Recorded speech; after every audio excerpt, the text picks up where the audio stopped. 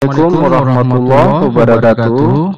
Selamat berjumpa kembali dengan channel Fintech 2021. Kali ini saya akan mencoba membuat satu tutorial mengenai bagaimana proses pelaporan ISPT badan dengan menggunakan e-form.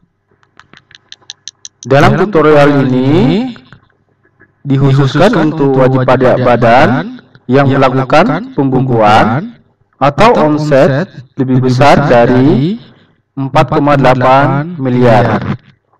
Sebelum melakukan pelaporan SPT badan dengan e-form, perlu diperhatikan beberapa faktor dalam proses penyiapan data dan hal-hal yang perlu diperhatikan, utamanya untuk para pengguna yang belum berpengalaman menggunakan e-form. Yaitu satu adalah mapping dari JL atau buku besar ke masing-masing lampiran, khususnya lampiran 2.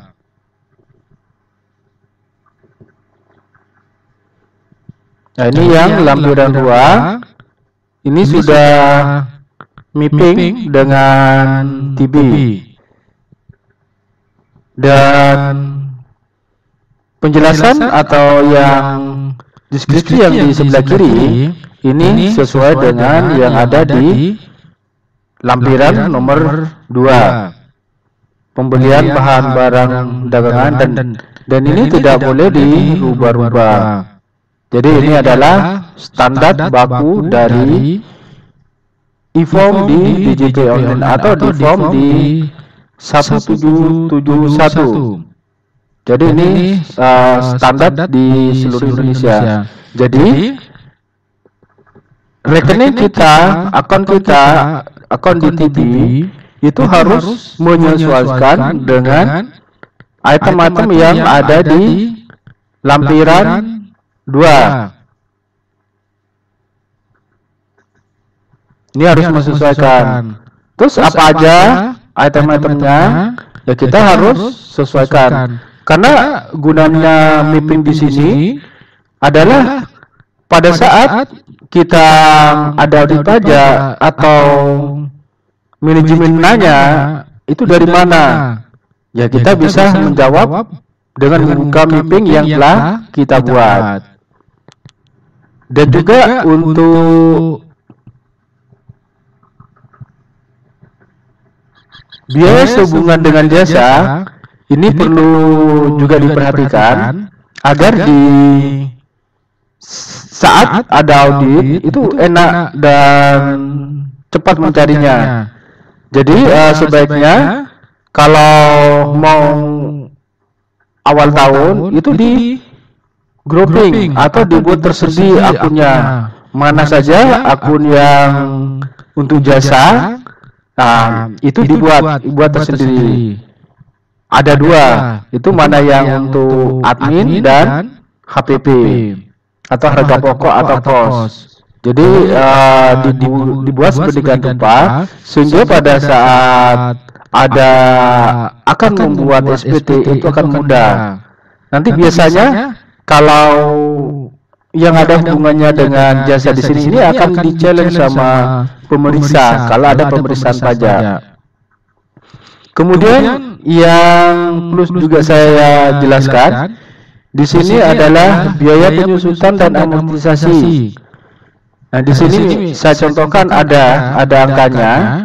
Ini artinya bahwa Aktiva ini memang digunakan untuk atau bisa diidentifikasi dengan produk yang kita jual. Misalnya di sini ada di pabrik atau di site. Ya, katakanlah kalau yang memberikan jasa di pelabuhan katanya itu ada di site ininya. Jadi dibedakan.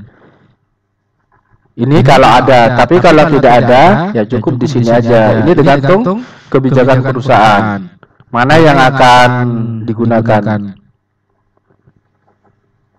Saya kira ini dulu ya untuk yang mapping secara ringkas. Pada dasarnya kita tahu nantinya mapping itu, grouping itu asalnya dari mana. Ya, memang harus benar-benar identik dengan deskripsi yang ada di sini, yang ada di standarnya dari DJP atau form 1771.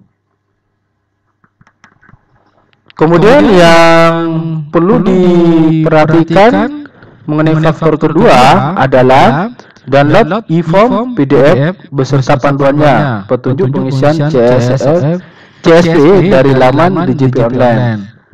Nah, di sini kita pasti harus download karena kita menggunakan e-form. Dan juga petunjuk pengisian CSV itu untuk file CSV yang bisa diimport ke dalam e-form. Kemudian yang ketiga, setelah kita download, jadi file name atau nama file yang dari DJP itu tidak boleh dirubah atau di rename. Jadi biarkan seperti itu. Yang keempat adalah lakukan impor data untuk lampiran 3, lampiran khusus 1A, 5A, 7A, dan pembayaran SSP jika perlu. Jadi dalam hal ini adalah lampiran-lampiran yang bisa diimpor dan ada di yang sudah di-download formatnya yang di nomor 2 atau di poin 2. Jadi ini nantinya yang akan kita impor. Kemudian ini pembayaran SP jika perlu. Artinya kalau ada kurang bayar baru dibuatkan SSP atau kita bayarkan SP dulu. Tapi kalau tidak, ini tidak akan diperlukan. Ini adalah tampilan untuk mana yang lebih bayar atau nihil di sebelah kiri ini. Kolom SSP di sini ini kosong. Ini tidak ditampilkan. Beda dengan yang di sebelah kanan. Kalau di sebelah kanan ini berarti kurang bayar dan ini harus dibayar. Maka di sini ada kolom impor. Kemudian faktor yang kelima yang perlu diperhatikan adalah kita harus mengenal warna dalam e-form tersebut, di mana warna merah itu harus diisi. Kalau tidak diisi, tidak bisa pindah ke lampiran lainnya. Yang keenam, ada beberapa warna yang perlu kita ketahui, yaitu putih diisi manual, abu-abu tidak, atau bisa diedit dalam hal itu impor, hapus, atau tambah. Kalau tidak bisa diedit, ya tidak ada keterangan apa-apa. Kemudian kuning itu link dengan lampiran lainnya atau terisi otomatis. Jadi kuning ini biarkan saja. Merah seperti yang saya jelaskan di poin 5, ini benar-benar harus diisi. Kalau tidak isi, tidak bisa pindah ke lampiran lainnya. Dan yang terakhir adalah biru. Biru di sini adalah menginformasikan asal data angka tersebut dari mana. Kalau diklik akan menuju ke lampiran tersebut, di mana angka itu berasal. Kemudian yang ke-7 adalah lampiran yang bisa diimpor, kita impor dulu. Nah, dalam ini opsional ya untuk yang impor. Kalau saya menyarankan untuk diimpor saja. Satu, kita punya data CSV-nya. Yang kedua, kita bisa kalau ada nanti yang berikutnya atau di periode yang akan datang, kita sudah ada datanya, ada database-nya, dan kita tinggal mengedit. Jadi dengan impor itu lebih enak. Kemudian kita sudah bisa impor lampiran-lampiran yang telah kita isi sebelumnya di poin nomor 4, dilanjutkan dengan pengisian lampiran 6, 5, 4, 3, 2, dan 1. Kemudian formulir induk dan lanjutan. Setelah ini kita selesai semuanya, kemudian dicek kembali. Cek lampiran lainnya apakah sudah diisi. Kalau tidak perlu diisi, lewati saja dan tidak perlu diisi. Kemudian yang terakhir adalah submit. Submit di sini ada di lanjutan, di kanan atas di formulir lanjutan. Maksudnya lanjutan dari formulir induk. Submit, kirim dan masukkan kode verifikasi dan ikuti petunjuk lainnya dan selanjutnya. Kebetulan e-form ini sudah saya isi, jadi untuk memudahkan atau mempersingkat tutorial ini, saya akan menjelaskan satu persatu form-form yang ada di e-form. 1. Ini lampiran khusus 7A. Saya akan mulai yang paling belakang. Jadi sini adalah kredit pajak luar negeri. Maksudnya di sini kalau kita ada kredit pajak luar negeri sesuai dengan pasal 24, baru kita masukkan di sini. Ini kita import di sini. Kalau ada. Tapi kalau nggak ada, ya sudah jangan diisi. Kemudian nomor 6A, untuk lampiran 6A di sini apabila laporan ini adalah untuk BOT. Tapi kalau bukan BOT, ini tidak perlu diisi untuk tarifnya.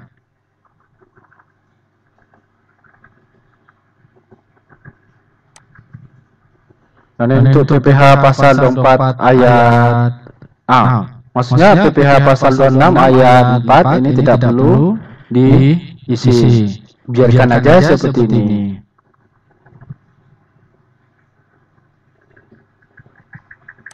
Kemudian nomor lampiran khusus 5A.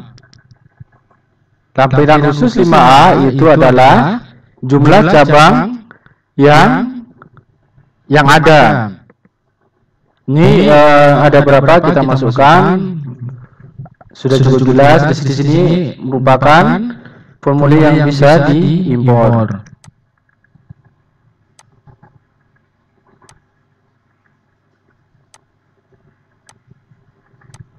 Empat A, ini daftar fasilitas penanam modal.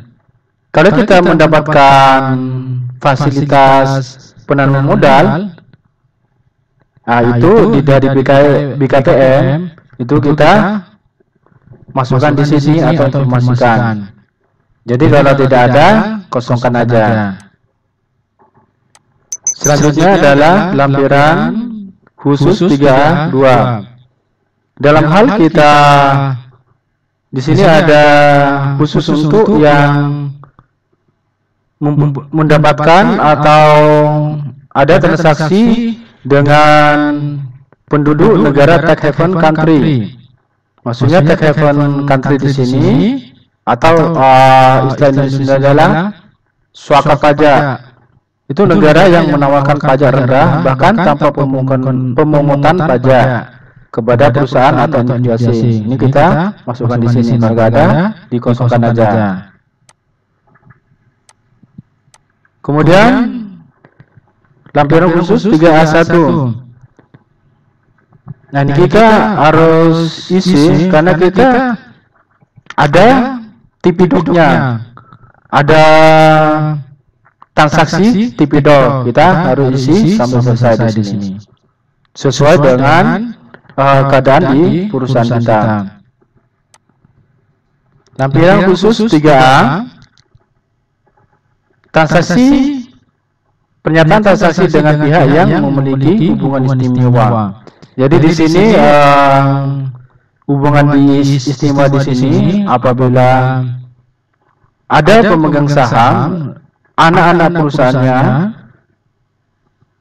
bertransaksi dengan kita dengan wajib pajak, maka di sini harus diungkapkan. Dan juga berikut nilainya berapa. Artinya nilai transaksinya kita harus ungkapkan. Kemudian lampiran khusus 2. Ini adalah penghitungan kompensasi kerugian fiskal untuk tahun pajak 2021 dan tahun pajak berjalan. Di sini kalau kita ada kerugian di tahun sebelumnya, sedangkan di tahun ini adalah untung, kita masukkan di sini untuk dikompensasikan. Jadi kalau tidak ada, dikosongkan saja.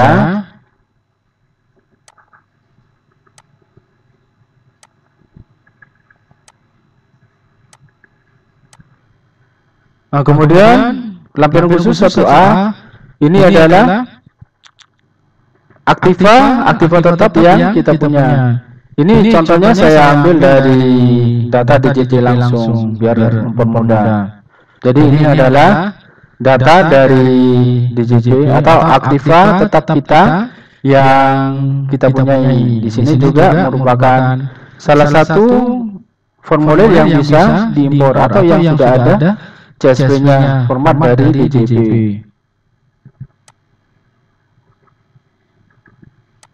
Kemudian di lampiran 6 ini, apabila wajib pajak ada menyertakan pada perusahaan afiliasi, kita masukkan di sini.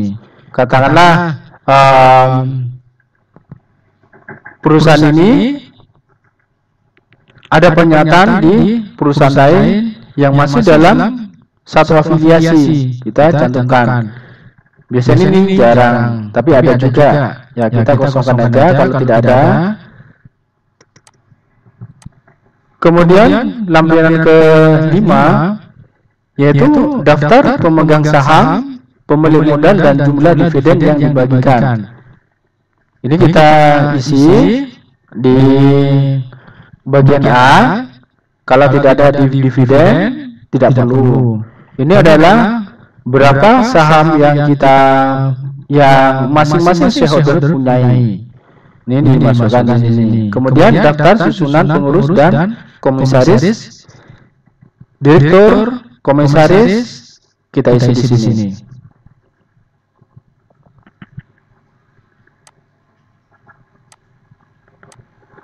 Yang keempat, lampiran keempat maksudnya ini kalau ada deposito atau bunga deposito, tabungan, penghasilan penjualan saham dan sebagainya di sini kita masukkan di sini. Ini adalah sebagai informasi PPh final. Ini nantinya akan dikoreksi positif. Akan dikoreksi negatif untuk penghasilan tabungan karena sudah ada PPh final atau sudah dipotong. Kemudian lampiran ketiga adalah list atau daftar berapa kredit pajak seperti PPh 22 dan 23. Nah, kebetulan ini juga datanya saya ambil dari data DJJ sekedar untuk mempermudah dan memperlancar atau mempersingkat. Jadi di sini merupakan salah satu file atau dokumen formulir di e-form yang bisa diimport.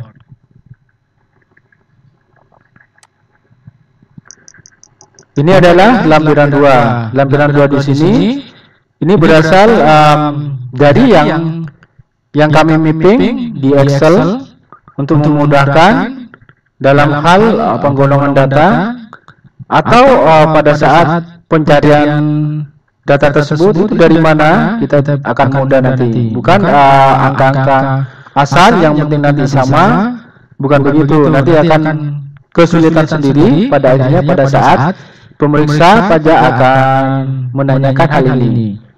Asal ini dari mana?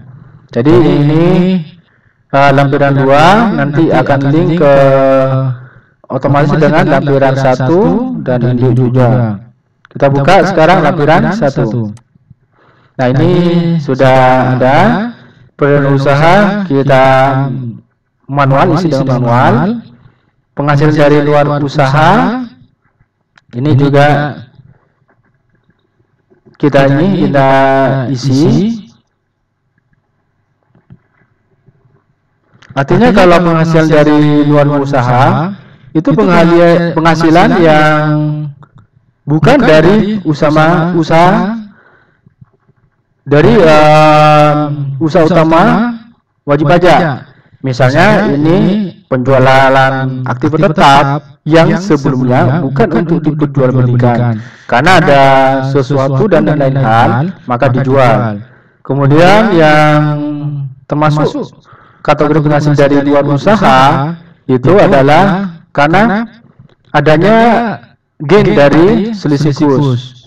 Tapi perlu diingat untuk selisih kurs di sini harus taat pada asas konsistensi dari sebelumnya. Jadi kalau ini tidak dikoreksi fiskal, ya ini dimasukkan di laba rugi. Kemudian ke induk dulu, kita buka di SPT induk di sini. Ini ada keterangan diaudit, tidak diaudit. Kalau tidak diaudit, itu mungkin kita menggunakan konsultan pajak diisi, NPWP-nya juga diisi. Tapi kalau tidak menggunakan konsultan pajak, dikosongin saja. Misalnya kita pilih yang diaudit. Nah, kita cantumkan nama KAP-nya, terus nama akun publik dan yang sesuai di sini kita isi. Terus isi juga opininya, apa yang di opini dari KAP tersebut. Opini ada di sini. Jadi dalam tutorial ini adalah tidak diaudit. Jadi dan juga tidak menggunakan konsultan pajak. Kemudian kita lanjut ke induk. Nah, ini di induk ada di kirim di sini. Nah, ini induk adalah proses lahir dari laporan. Setelah kita cek semuanya, baru kita nanti akan kirim. Oh ya, sebentar kita jelaskan dulu untuk yang induk. Ini di sini ada ini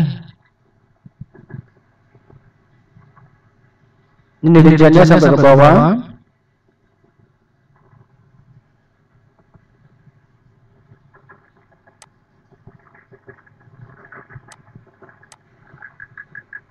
Nah, ini sudah di induk. Induk berarti adalah prosesnya kita akan mengirim atau melaporkan SPT dengan asumsi bahwa pengisian sebelumnya di e-form ini sudah selesai dan kita sudah cek dengan seksama kembali, maka kita kirim.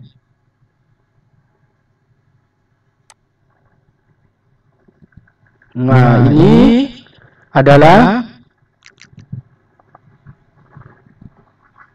tampilan pada saat setelah kita klik kirim.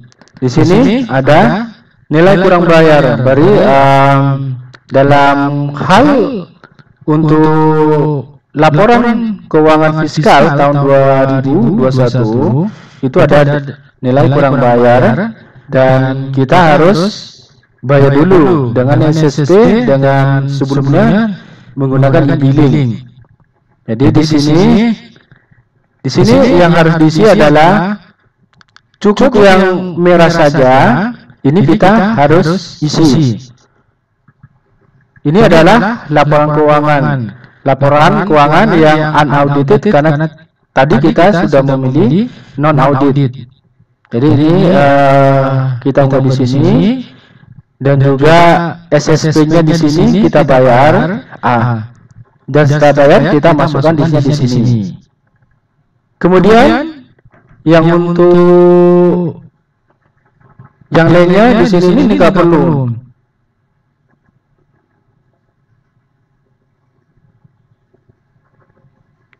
Misalnya kalau perlu ada daftar nominatif biaya promosi dan entertainment, kalau ada kita masukkan. Saya rasa di sini tidak mungkin karena tidak mungkin orang tersebut yang menerima entertain mau bersedia untuk dicantumkan. Sekira cukup di sini saja laporan keuangannya. Kemudian kita submit di sini. Unggah.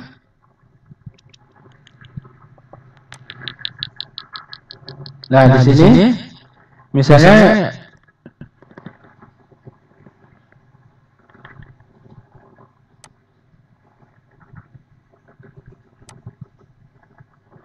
kita nanti masukkan kode verifikasinya yang dari email dari DJP Online. Kita masukkan di sini verifikasinya, katakanlah ini ya.